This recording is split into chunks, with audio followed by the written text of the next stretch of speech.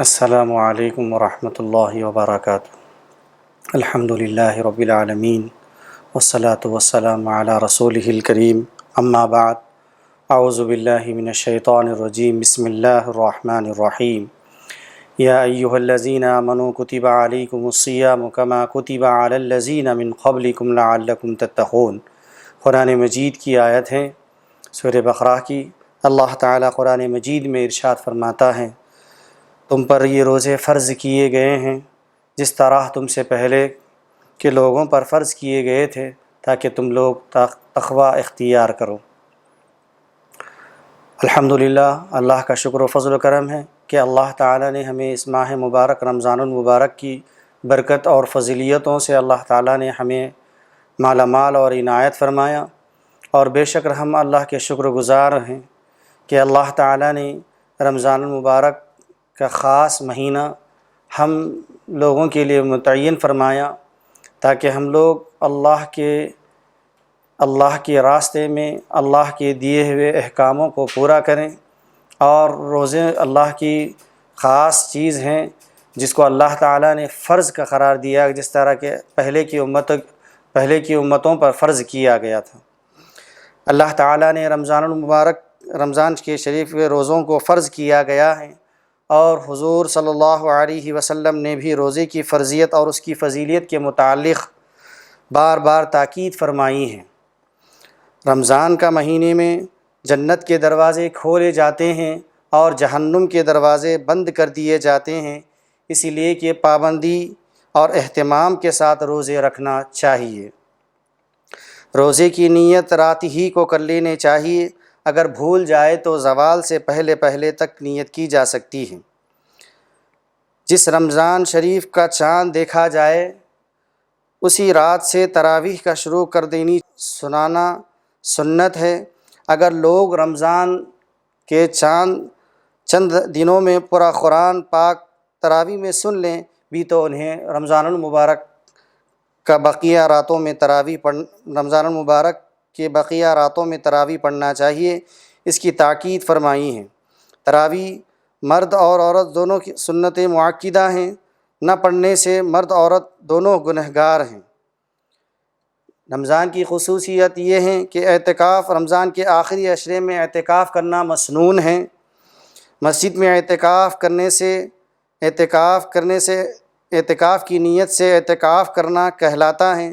اگر کسی نے اعتکاف نہیں کیا تو آبادی اور گاؤں کے سبھی لوگ گنہگار ہوں گے۔ رمضان المبارک کے آخری عشرے میں طاق راتوں میں آتی ہے۔ عام خیال یہ ہے کہ یہ شب قدر 27ویں شب کہلاتی ہے۔ یہ بہت متبرک رات ہے، یہ رات عبادتوں میں گزارنی چاہیے، اور اللہ تعالیٰ نے رمضان المبارک کے اندر بہت سارے ایسی خصوصیات کو اللہ تعالیٰ نے ہمارے لیے انعام کے طور پر فرمایا ہے کہ ہم روزوں کو بڑی دلجوئی کے ساتھ، اخلاص کے ساتھ اور خالص طریقے سے روزے رکھنے چاہیے۔ روزہ نہ صرف زبان کا ہوتا ہے، نہ جسم کو ہوتا ہے، بلکہ روزہ ہر انسان کے نفسیتی تمام چیزوں کو ملا کر کہا جاتا ہے، تاکہ انسان آنکھ سے گناہ نہ کرے، کان سے گناہ نہ کرے، زبان سے گناہ نہ کرے۔ روزے کی یہ تمام چیزیں ہیں۔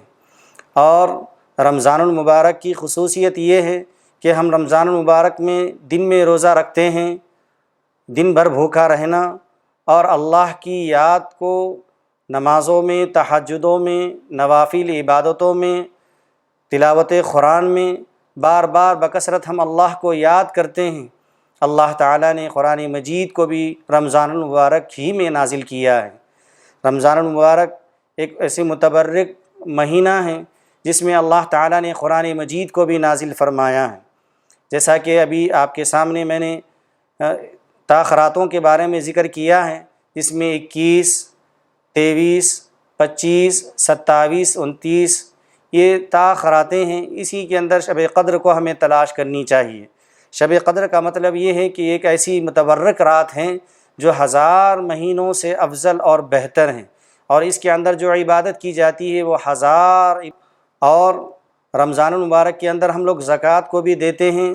زکوٰۃ کا دینا یہ بھی بہت اہم فرض ہے، اور یہ ہمارے ارکان میں سے ہیں۔ اللہ تعالیٰ نے رمضان المبارک کے اندر بھی زکوٰۃ کو ہمارے اوپر عام دنوں میں اور رمضان کے دنوں میں بھی ہمیں خاص کر اس کو نکالنے کے لیے کہا گیا ہے۔ رمضان المبارک کی اس ماہ مبارک میں جو ہم لوگ صدقہ فطر بھی دیتے ہیں، وہ صدقہ فطر اس بار جو ہے 80 روپے کی قیمت میں رکھا گیا ہے۔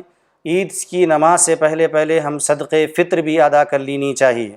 جو لوگ رمضان میں روزہ نہ رکھے ہیں، کسی عذر کی وجہ سے یا بیماری کی وجہ سے ان کے روزے چھوٹ جائیں، وہ لوگ اپنے روزوں کی بدلے فدیے کے طور پر 2 ٹائم کی کھانے کی رقم یا کسی اور شکل میں بھی جو ہے اس کو جمع کر سکتے ہیں، یا کسی غربا اور مسکین کو بھی جو ہے اس کا فدیہ دے سکتے ہیں۔ اور ان کے علاوہ رمضان المبارک کا وہ خاص مہینہ ہے جس میں ہم لوگ روزے دار کی جو بو ہوتی ہے، اس کی منہ کی بو، وہ جو اللہ کے پاس جو ہے مشک سے زیادہ اللہ کو زیادہ پسند ہے۔ روزے کی چلنا پھرنا، لیٹنا اٹھنا بیٹھنا، سب چیز اللہ کی نگاہ میں وہ عبادت میں شمار کیا جاتا ہے۔